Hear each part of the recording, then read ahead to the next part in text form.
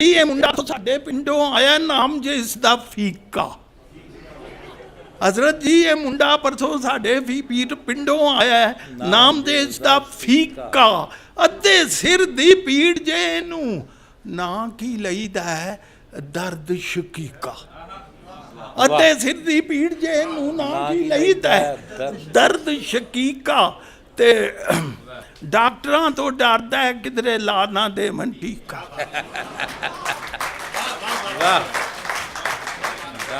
ਡਾਕਟਰਾਂ ਤੋਂ ਡਰਦਾ ਕਿਧਰੇ ਲਾ ਨਾ ਦੇ ਮਨ ਟੀਕਾ। ਹਫਤਾ ਹੋਇਆ ਪੀੜ ਦੇ ਹੱਥੋਂ ਰੋਂਦਾ ਤੇ ਕੁਰਲਾਂਦਾ ਕੱਟੇ ਵਾਂਗ ਅੜਾਉਂਦਾ। ਉਸ ਦੀ ਮੰਦੀ ਹਾਲਤ ਵੇਖ ਕੇ ਮੁਰਸ਼ਿਦ ਨੇ ਫਰਮਾਇਆ, ਓਏ ਪੀਰ ਮਿਲੇ ਤੇ ਪੀੜ ਨਾ ਜਾਏ। ਉਸ ਦੀ ਮੰਦੀ ਹਾਲਤ ਵੇਖ ਕੇ ਮੁਰਸ਼ਿਦ ਨੇ ਫਰਮਾਇਆ, ਪੀਰ ਮਿਲੇ ਤੇ ਪੀੜ ਨਾ ਜਾਏ।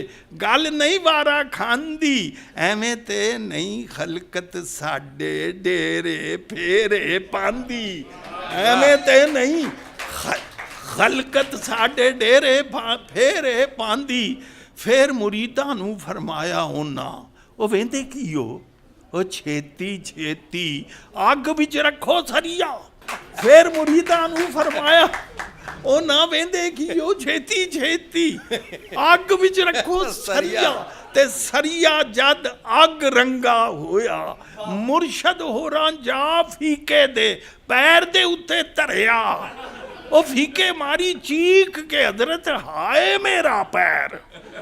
ਮੁਰਸ਼ਦ ਦਬਕਾ ਮਾਰ ਕੇ ਬੋਲੇ, ਆਖਣ ਲੱਗੇ ਫੀਕੂ, ਓਏ ਐਵੇਂ ਨਾ ਬੇਸਬਰਿਆਂ ਵਾਂਗੂ ਏਡਾ ਰੌਲਾ ਪਾ, ਰੋਵੇਂ ਆਪਣੇ ਪੈਰ ਨੂੰ ਯਬਲਾ ਸਿਰ ਦਾ ਹਾਲ ਸੁਣਾ।